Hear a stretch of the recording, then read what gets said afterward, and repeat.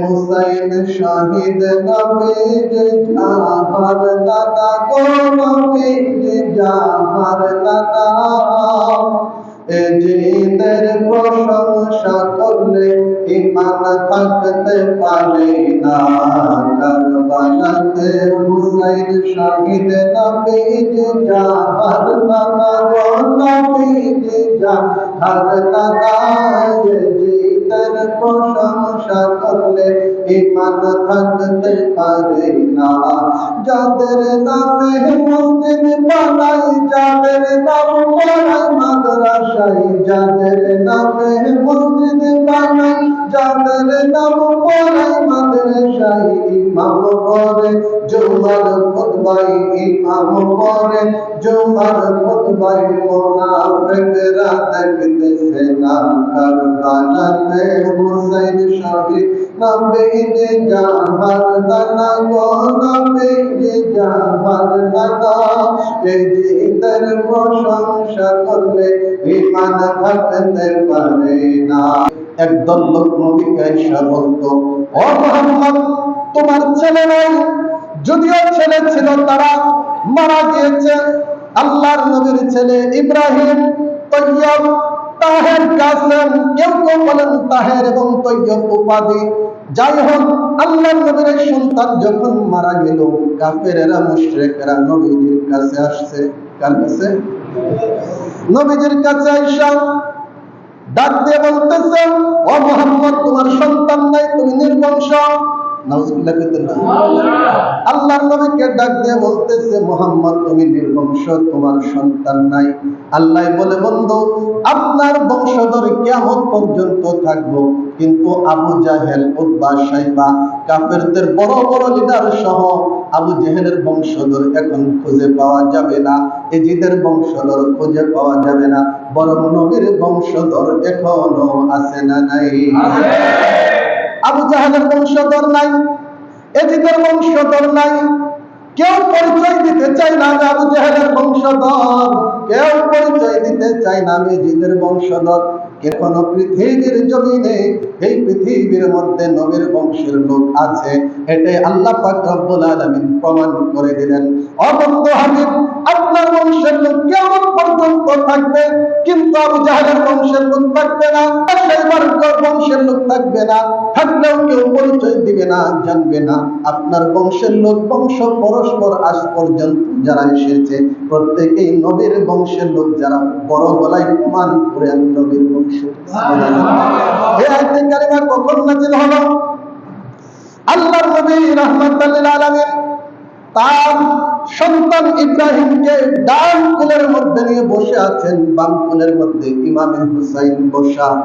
এমন সময় এই যে ডান কোলে ইব্রাহিম, বাম কোলের মধ্যে ইমামে হুসাইন, এটা আল্লাহ পাকের দেখতে বড় ভালো লাগতেছিল, চমৎকার লাগতেছিল। আল্লাহ জিবরাইলকে ডাক দিয়ে বলে, ও জিবরাইল, যাও বন্ধুকে গিয়ে জিজ্ঞেস করে আসো, আমার বন্ধুকে একটা খবর দিয়ে আসো। বন্ধু আপনি মাঝখানে, ডান কোলে ইব্রাহিম, বাম কোলের রানের ভিতরে হুসাইন, এই যে তিনজন ব্যক্তি বসে আছেন, দেখতে বড় সুন্দর চমৎকার লাগতেছে গো নবী। ও নবী, নবী গো, আপনি দুইজনের থেকে একজনকে বাছাই করেন, আরেকজনকে আপনি ছেড়ে দেন, একজনকে আপনার কাছে রাখেন, আরেকজনকে ছেড়ে দেন। আমার নবী আর বুঝতে বাকি রইল না, দুইজন থেকে একজন ইন্তেকাল করবে, আরেকজনকে রাখতে হবে। আপনার নবী, আমার নবী কলিজার টুকরা সন্তান ইব্রাহিমকে আস্তে করে কোলে থেকে নামিয়ে ইমাম হুসাইনকে বুকের মধ্যে জড়ায়া ধইরা বলেন, হুসাইনুম মিন্নি আনা মিন হুসাইন, কোন সুবহানাল্লাহ। ও মুন্সিগঞ্জের বাংলা, আল্লাহর নবী ডাক দিয়ে বলতেছেন, আমার থেকে হুসাইন, হুসাইন থেকে আমি, এই হুসাইন আমার কলিজার টুকরা হুসাইন থাকবে। সন্তান দুনিয়াতে ইন্তেকাল করুক, আমার দুঃখ কষ্ট লাগবে না, কিন্তু কেউ যদি ইমামে হুসাইনের ব্যাপারে খারাপ মন্তব্য করে, কটু কথা বলে, ইমামে হুসাইনকে কষ্ট দেয়, দুঃখ দেয়, বাজে মন্তব্য করে, ওই ইমাম হুসাইন হুসাইনকে কষ্ট দেই না, সেজন্য আমি নবীকে কষ্ট দিল। নাউজুবিল্লাহ। এই জন্য তিরমিজির মধ্যে হাদিস এসেছে, আল্লাহর নবী রাহমাতাল লিল আলামিন তিনি বলতেছেন, মান আহাব্বাহুমা ফাকাদ আহাব্বানি ওয়া মান আবগাদাহুমা ফাকাদ আবগাদানি। যদি কোন ব্যক্তি ইমামে হাসান ইমামে হুসাইনকে ভালোবাসে, ওই ব্যক্তি যেন আমি নবীকে ভালোবাসে। সুবহানাল্লাহ। ওয়া মান আবগাদাহুমা ফাকাদ আবগাদানি। যদি কোন ব্যক্তি ইমামে হুসাইন ইমামে হাসাইনকে কষ্ট দেয়, তাদের ব্যাপারে বাজে মন্তব্য করে, ওই ব্যক্তিটা যেন আমি নবীকে কষ্ট দিল, আমি নবীর শানে বাজে মন্তব্য করলো। নাউজুবিল্লাহ। এই জন্যই কবি, এই জন্যই শায়ের লেখক তার ভাষায় বড় সুন্দর চমৎকার করে একটা ছন্দ লিখেছেন। আপনারাও বলেন, কেউ যদি ওদের কষ্ট দেয়, যেন আমায় কষ্ট দেয়। বল, কেউ যদি ওদের কষ্ট দেয়, যেন আমায় কষ্ট দেয়।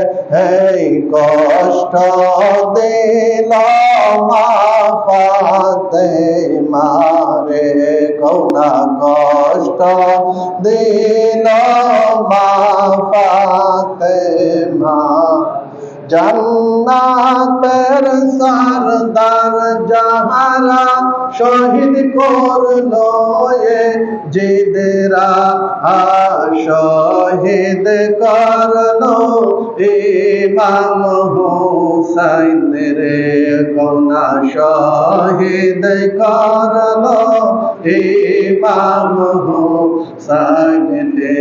কেউ যদি ওদের কষ্ট দেয়, যেন আমায় কষ্ট দেয়। বাবা, কেউ যদি ওদের কষ্ট দেয়, যেন আমায় কষ্ট দেয়। এই কষ্ট দিল ফাতেমারে, কওনা কষ্ট দিল মা ফাতেমারে। মারহাবা। ঘুমাচ্ছে, কইতে রাজি না, ঘুমাচ্ছে। একটু জোরে কোন মারহাবা। এই গলাটা আল্লাহ রাসূলের জন্য বের করেন। বাবাজিরা আমার, আল্লাহর নবী রাহমাতুল্লাহ আলাইহি সন্তানকে কোলে থেকে নামিয়ে দিল। সন্তান ইন্তেকাল করে, কিন্তু নবীজির কলিজার টুকরা নাতি ইমামে হুসাইনকে তো মহব্বত করে সন্তানকে কোলে থেকে নামাই নাই।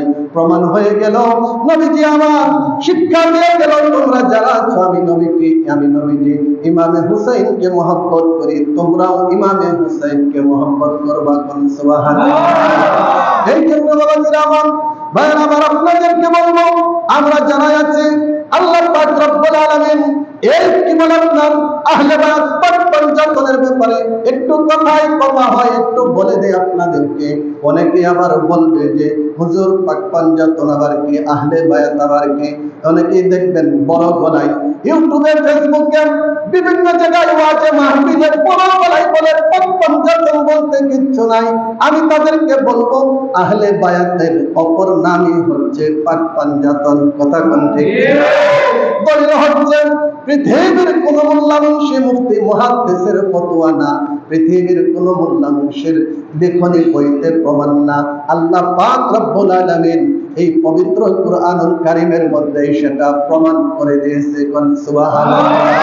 আল্লাহ পাক রব্বুল আলামিন সূরা আহজাবের আয়াত নম্বর 33 এর ভিতর 22 নম্বর পারার প্রথম নম্বর পৃষ্ঠার ভিতরে আল্লাহ পাক রব্বুল আলামিন বড় সুন্দর চমৎকার করে বলতেছেন। আল্লাহ পাক ডাক দিয়ে বলতেছেন, ইন্নামা ইউরিদুল্লাহু লিইয়ুযহিবা আনকুমুর রিজসা আহলাল বাইত। শব্দটা আছে আহলাল বাইত।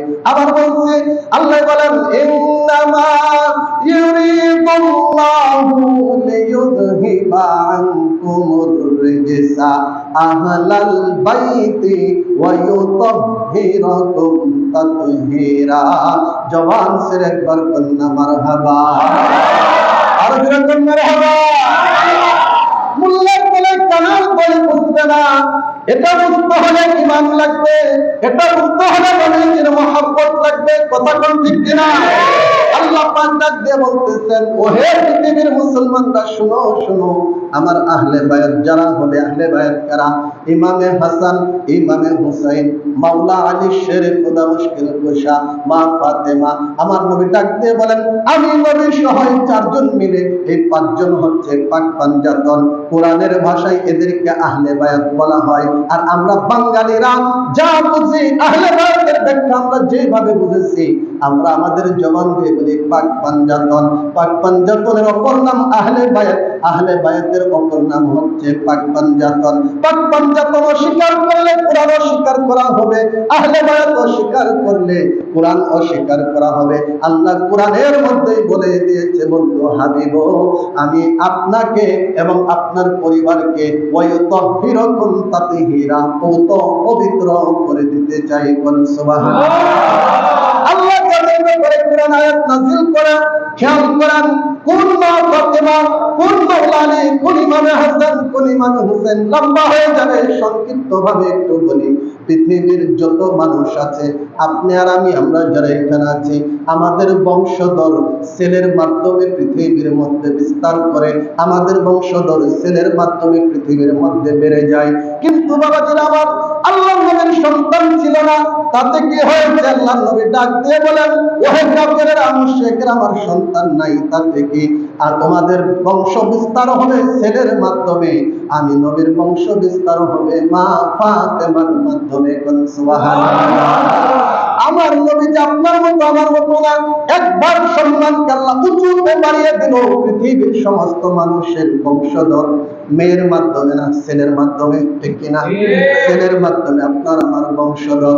কিন্তু আমার নবীর সন্তান দুনিয়াতে দীর্ঘদিন বেঁচে না থাকার কারণে নবী আমার ডাক দিয়ে বলেন, আমার বংশধর ছেলের মাধ্যমে না, মা ফাতেমাতুজ জাহরা রাদিয়াল্লাহু তাআলা আনহার মাধ্যমে পৃথিবীর জমিনে বিস্তার করে। কোন সুবহানাল্লাহ। এক নাম তোমার ফাতেমা, আরেক নাম বোতল, বলো। এক নাম তোমার ফাতেমা, আরেক জবান আল্লাহ ঠেকাই দিব যদি না কর। কিয়ামতের মাঠে আল্লাহ কইবে, কি জন্য এই করছস? ক্রিকেট আর ফুটবল খেলা দেখে ঘরের মধ্যে চিল্লাই উঠছ, মসজিদে বৈশা মা ফাতেমার শানে, মা ফাতেমা নবীর বংশধর, মা ফাতেমা আহলে বায়াত, মা ফাতেমার মাধ্যমে আল্লাহ বংশ বিস্তার করছে। এটাই শায়ের তার গজলের ভিতর লিখনের মধ্যে লিখেছে। সুবহানাল্লাহ। সবাই বলেন, এক নাম তোমার ফাতেমা, আরেক নাম বোতল, বলো। এক নাম তোমার ফাতেমা, আরেক নাম বোতল, তুমি আওলাদে রাসূল, তুমি আওলাদে রাসূল, মাগো আওলাদে, সবাই আওলাদে রাসূল, মাগো রাসূল, তুমি পাকা, তুমি আহলে বায়াত। মারহাবা কইতেন না? কোরআন আছে না শব্দটা? সূরা আহজাবের 33 নম্বর আয়াত, তুমি আহলে বায়াত, মাগো আহলে বায়াত, তুমি তোমরা সবার জন্য কোরআনের আয়াত। মারহাবা খেয়াল করেন, তুমি আহলে বায়াত, বলো আহলে বায়াত, সবাই আহলে বায়াত, মাগো আহলে বায়াত, তুমি তোমরা সবার জন্য কোরআনের আয়াত। তুমি তোমরা সবাই মিলে, তুমি তোমরা সবাই মিলে জান্নাতেরই ফুল, বলো। তুমি তোমরা সবাই মিলে, তুমি তোমরা সবাই মিলে জান্নাতেরই ফুল, মাগো আওলাদে রাসূল, তুমি আওলাদে রাসূল, মাগো আওলাদে। এক নাম তোমার ফাতেমা, এক নাম তোমার ফাতেমা, আরেক নাম বোতল, বলো। এক নাম তোমার ফাতেমা, আরেক নাম বোতল, তুমি আওলাদে রাসূল, তুমি আওলাদে রাসূল, মাগো আওলাদে। হাসান হোসেন জান্নাতের সরদার। মারহাবা কইতেন না? হাসান হুসাইন জান্নাতের সরদার, বলো হাসান হুসাইন জান্নাতের সরদার। আসেনি আসেনি। এই যে মৌলভী সাহেব, এই শেরপুরি সহ মসজিদের শুরু থেকে আজ পর্যন্ত যতগুলা মৌলভী এই মিম্বারের মধ্যে দাঁড়িয়ে প্রথম খুতবা দিছে, প্রথম খুতবার পরে দ্বিতীয় একটা খুতবা দেয়। প্রথমে আবু বকর সিদ্দিকের নাম, ওমর ফারুকের নাম, তারপর উসমান গনির নাম, মাওলা আলীর নাম, এরপরে দেখবেন নাম নেই খাতুনে জান্নাত মা ফাতেমার নাম। এরপরে ডাক দিয়ে বলে আল হাসান ওয়াল হুসাইন সাইয়্যিদা শাবাবে আহলিল জান্নাহ, জান্নাতে যত যুবক হবে সব যুবকদের সরদার অন্য কেউ নয়, সব যুবকদের সরদার হবে ইমামে হাসান ইমামে হুসাইন। জান্নাত চেনা, জান্নাতের সরদাররা চেনা না, বোঝা যায় ব্যক্তিটার উদ্দেশ্য বেশি ভালো ভালো না। মৌলভী সাহেবের বাসায় যাইব সম্পর্ক নাই, শেরপুরের বাসার মধ্যে যাইয়া যদি রাত 12টা বাজে দরজার মধ্যে নক কইরা ডাক দিয়ে বলে ও ইমাম সাহেব উঠেন, একটু বাড়িতে যাওয়া লাগবে, একটা ব্যক্তি অসুস্থ, একটু ঝাড়ফুঁক দিয়ে আসেন। শেরপুরি সাহেব ডাক দিয়ে বলবো কে গো, আপনি আপনার নামটা কি? ডাক দিয়ে বলবে আমি আব্দুর রহমান। শেরপুরি সাহেব বলবে আমার মহল্লার মধ্যে চেনা পরিচিতর মধ্যে আব্দুর রহমান নামে কেউ নাই, বলতে আমি রাত 12টা বাজে আপনার বাসায় যেতে পারবো? যেহেতু আমি আপনাকে চিনি না, এই রাত 12টা বাজে আপনার বাসায় যাওয়াটা আমার নিরাপদ নয়, আপনাকে আমি চিনি না জানি না। শেরপুরি সাহেব দরজা খুলবে না, বলবে বাসায় গিয়ে ঘুমান, সকালে আসবো, কেননা আপনাকে আমি চিনি না। খেয়াল করেন গভীর কথা, যদি দুনিয়ার একটা রীতি অনুযায়ী ইমাম সাহেব রাত 12টা বাজে ঘর থেকে বাহির না হয় ব্যক্তিকে না চেনার কারণে, এখন যে ব্যক্তি মুহররম মাসে আমার ইমাম হুসাইন, আমার ইমাম হাসান, আমার ইমাম ফাতেমাকে চিনে না, যারা জান্নাতের যুবকদের সরদার তাদেরকে চিনে না, জান্নাতে ঢুকতে চাইবো, আমার ইমাম হোসেন যদি ডাক দিয়ে বলে ডাকে রে, আমি তো পরে দুনিয়াতে কোনোদিন পাক পাঞ্জাতনের মাহফিলের মধ্যে দেখি নাই, আশুরার রোজা রাখতে দেখি নাই, আশুরার অনুষ্ঠানে 10 টাকা খরচ করতে দেখি নাই, আশুরার পক্ষে তুমি চোখের পানি ফলাইতে দেখি নাই, তুমি তো আমার প্রেমেই করতে পারো না, যেহেতু জান্নাতের সরদার আমি, যাও যাও একটু পরে আইসো, দেখি তোমার পরিচয়টা মিলে কিনা। যদি ইমামে হোসেন জান্নাত থেকে তাড়িয়ে দেয়, পাগলা রে, ওই ব্যক্তির কপালে আল্লাহর জান্নাত জুটবে না, এখন ঠিক না? ইমাম হোসেন জান্নাতের সরদার, বলো হাসান হোসেন জান্নাতের সরদার, সবাই জান্নাতের সরদার, তারা জান্নাতের সরদার, হাবিব থেকে নিয়ে বিনাইবেন হাউজে কাউসার। মারহাবা কর। হাউজে কাউসারের পান করলে জীবনের সব তৃষ্ণা মিটে যাবে, এটাও তারা বিলাইবে আমার নবীর কাছ থেকে নিয়ে পানি খাইতে যাবেন। যদি বলে পাগলা তোমারে আমি চিনি না, মেম্বার সাহেবের সাথে চেয়ারম্যানের সাথে ভালো সম্পর্ক থাকলে দেখবেন সরকারি চালটা আগে ভাগে পাওয়া যায়, সিরিয়াল ধরা লাগে না। যাই যখন বলবে মেম্বার সাহেব, ও মেম্বার সাহেব আমি তো, মেম্বার বলবে এটা আমার বাড়ির লোক, বাড়ির লোক যদি না হয় বাড়ির কর্মচারী হয়, মেম্বার ডাক দিয়ে বলবে এটা আমার বাড়ির কর্মচারী, তাকে তাড়াতাড়ি দেও, একটু চাল দিয়ে বিদায় দিয়ে দাও। মেম্বার সাহেব কেন তাকে আগে দিলেন? বলে এটা আমার ড্রাইভার, বাড়ির কর্মচারী, আমার মহব্বতের লোক, এই জন্য তাকে আগে দিয়ে বিদায় করলাম।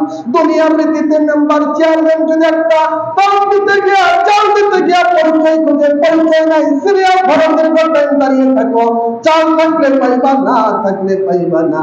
তাহলে যখন হাউজে কাউসারের পানিটা পান করতে যাইবেন, যদি ইমামে হুসাইনের জন্য, কারবালার জন্য, ইমামে হুসাইনের মহব্বতে এই কারবালার মাসে যদি আপনি আশুরা উপলক্ষে মসজিদে অনুষ্ঠান করবেন, ঘরে অনুষ্ঠান করবেন, ওই জায়গার মধ্যে নিজে করতে পারেন না, 500 টাকা 1000 টাকা দিয়ে যদি শরীক হয়ে যান, ইমামে হুসাইন ডাক দিয়ে বলবো পাগলারে তোর নামটা দেখি, আশুরার মধ্যে আমি হুসাইনের জন্য 500 টাকা দিছিলি, 1000 টাকা দিছিলি রে পাগলা, আয় আয় আয়, তোরা আমি একটু হাউজে কাউসারের পানি পান করাইয়া দেই।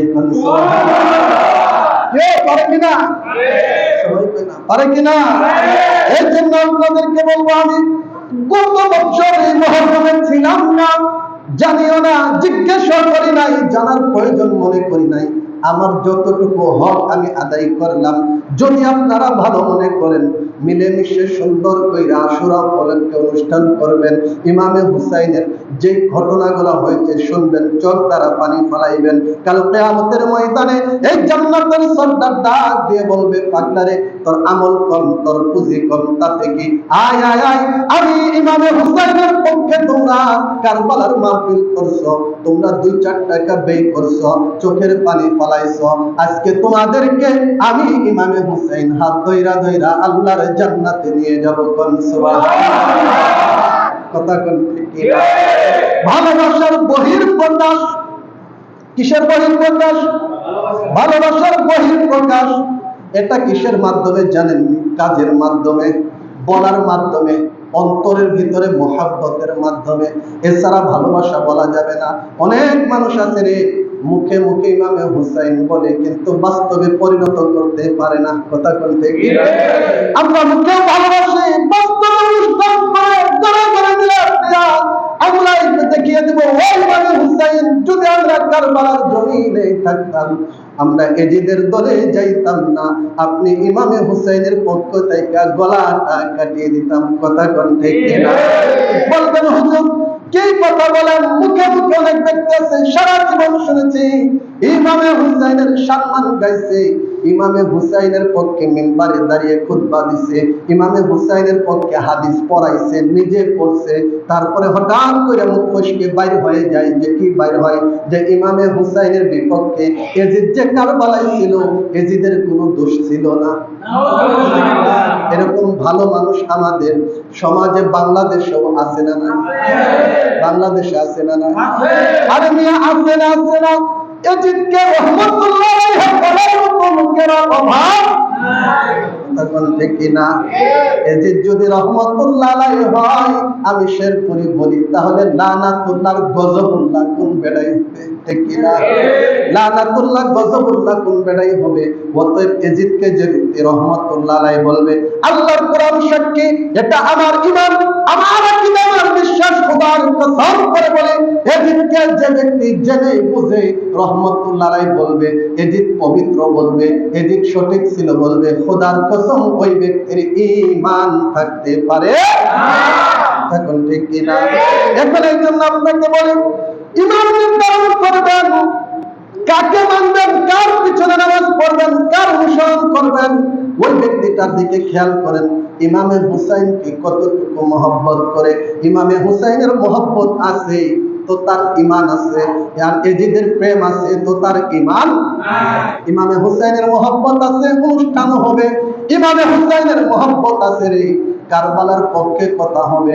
আর যদি ইমামে হুসাইনের মহব্বত আছে বইলা চুপচাপ হয়ে যান, তাহলে বোঝা গেল একটু একটু মিনি মিনি এজিদকে সাপোর্ট করতেছে। ঠিক কিনা? এই জন্য আমরা যারা আছি, আমরা কোন অবস্থাতেই এজিদ প্রেমিক হতে চাই না। কেউ চাননি?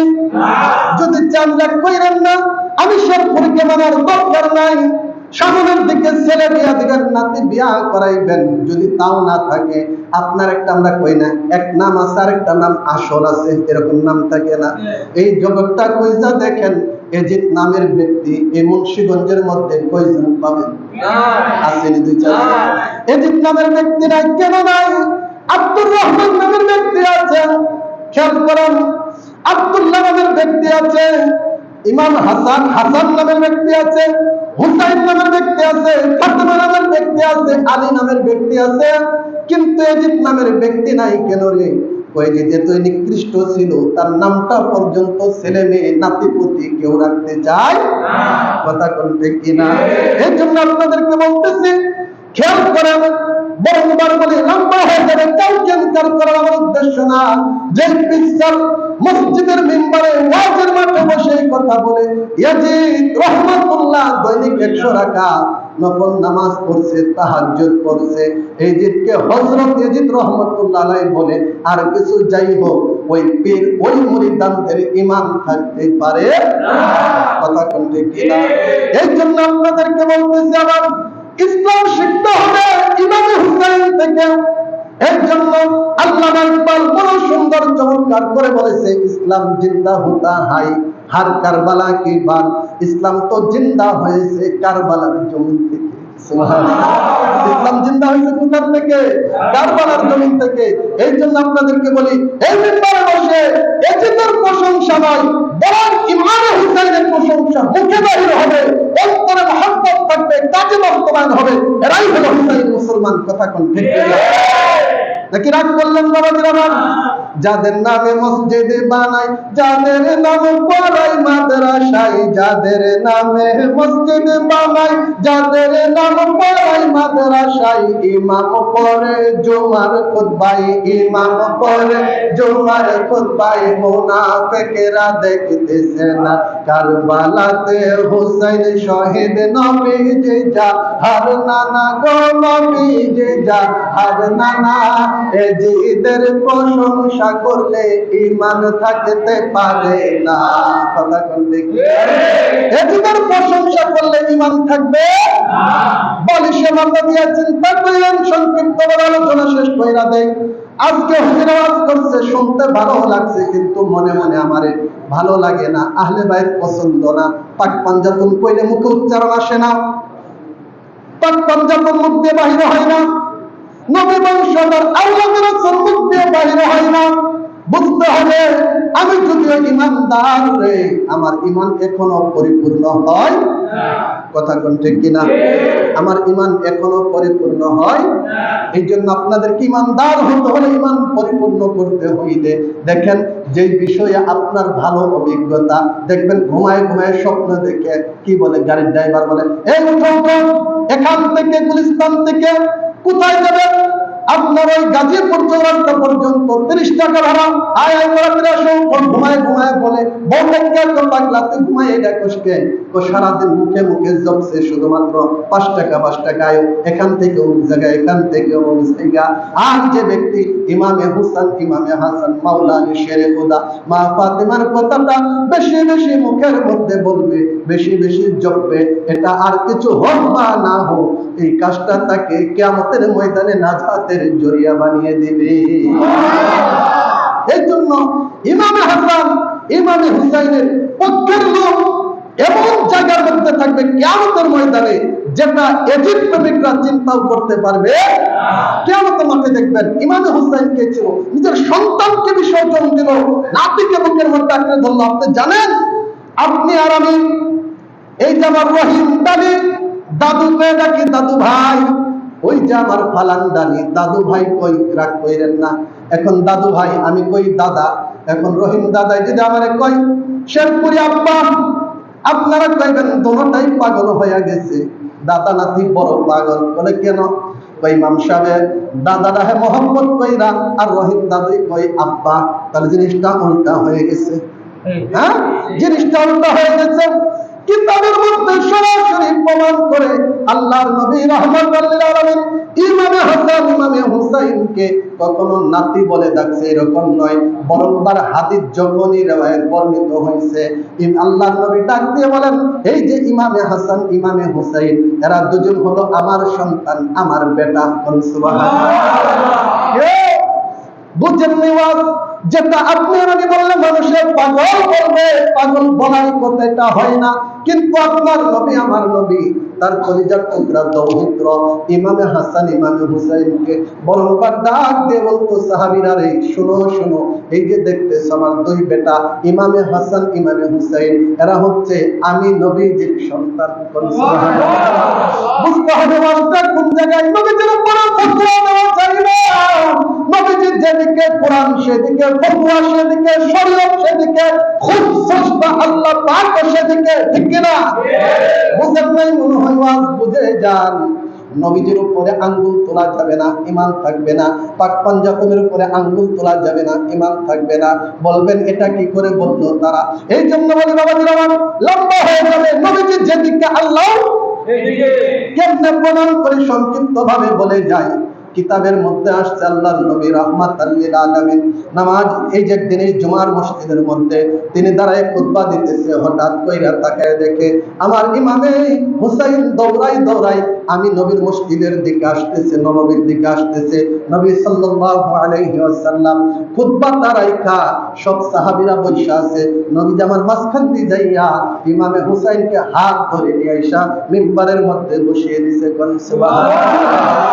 আমি শেষ করে যদি খুতবা বন্ধ করি আমার সন্তানকে, আমার নাতিকে, আমার মহব্বতের ভাইকে নিয়ে আসি, আপনারা কালকে বলবেন মৌলভী সাহেব খুতবা হয় নাই, খুতবা বাদ দেন, খুতবা দিয়ে মাঝখানে যে হাইটা আসলেন কারণ কি?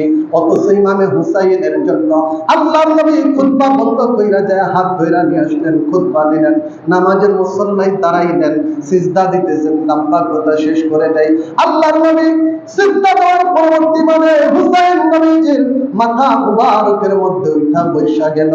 ও বন্ধুরে, গভীর মনোযোগ খেয়াল করো, কথাটা বোঝার চেষ্টা করো। আল্লাহর নবী সিজদার মধ্যে মাথা মুবারক খানা দিয়ে সুবহান রাব্বিয়াল আ'লা বললেন, একবার দুইবার তিনবার সুবহান রাব্বিয়াল আ'লা বলে আল্লাহ জিবরাইলকে ডাক দিয়ে বলে, জিবরাইল, ওহো জিবরাইল, যাও যাও বন্ধু হাবিবকে গিয়ে জানিয়ে দাও ইমামে হুসাইন নবীজির মাথা মুবারকের মধ্যে উঠা বড় আনন্দ পাচ্ছে, বড় খুশি হচ্ছে। ইমামে হুসাইন যেই কাজ কইরা খুশি রে, বন্ধুকে বলে দাও আমি নবী, আমি আল্লাহ সেই কাজের মধ্যে খুশি আছি। কোন সুবহানাল্লাহ। আপনার নবী আমার নবী তাসবিহ পড়তে থাকে, দীর্ঘ সময় পর্যন্ত তাসবিহ করে। ও নবী গো, ইমামে হুসাইনকে হাত দ্বারা সরিয়ে দেওয়া যাবে না, ইমামে হুসাইনকে এরকম কোন আচরণ করা যাবে না মাথার থেকে নেমে যায়। ইমামে হুসাইনের যখন ইচ্ছা হবে ইমামে হুসাইন তখন একাই মাথার থেকে নামবে, তখন আপনি সিজদার থেকে মাথা উঠাইবেন। আকীদা শিখেন, আপনাদেরকে শিখিয়ে দেয় আমি মুমিন, আপনারা মুসল্লি, নামাজ পড়েন কার জন্য? জুড়ে কোন কার জন্য? কত মোল্লা মুশরিক ফতোয়া দেয় রে, নামাজ যদি আল্লাহর জন্য না পড়ে ওই নামাজই তো তোমার পরিপূর্ণ হয় না। নামাজের ভিতর আল্লাহর ধ্যান না থাকলে নামাজ পরিপূর্ণ হয় না। মোল্লা তুমি ফতোয়া দিলা, ওয়াজ করলা, ইমামে হুসাইনের ব্যাপারে ফতোয়া কয় নবী আমার নামাজ পড়ে, অপেক্ষায় থাকে ইমামে হুসাইনের কখন ইমামে হুসাইন মাথার থেকে নামবে তখনই আমার নবী মাথা মুবারক তুলবে। বোঝা গেল নামাজ আল্লাহর, মহব্বত হচ্ছে ইমামে হুসাইনের। কোন সুবহানাল্লাহ।